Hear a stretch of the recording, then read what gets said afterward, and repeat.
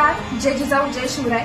शारदीय नवरात्र उत्सवाच्या चौथ्या दिवशी आपण भेटत आहोत एक अशा व्यक्तीला ज्या की स्वतः एक गृहिणी आहेत आणि त्यासोबतच त्यांनी एक छोटासा त्यांचा होम बेस्ड बिझनेसही चालू केलाय, ज्यामध्ये त्यांनी खूप चांगली उंचीही गाठली।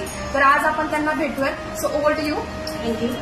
मी वैशाली रवी मध्ये, मी राहणार खडकवासला।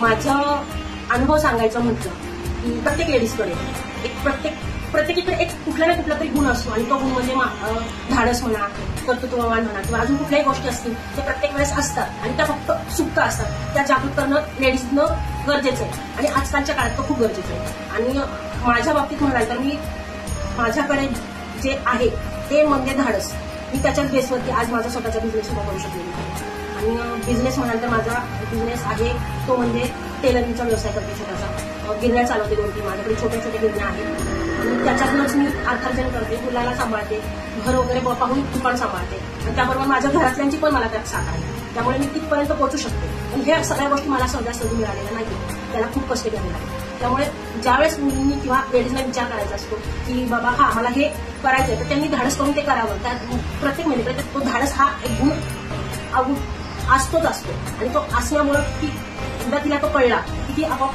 त्या धाडसाच्या ह्याच्यावरती सक्सेस होऊ शकते। धन्यवाद।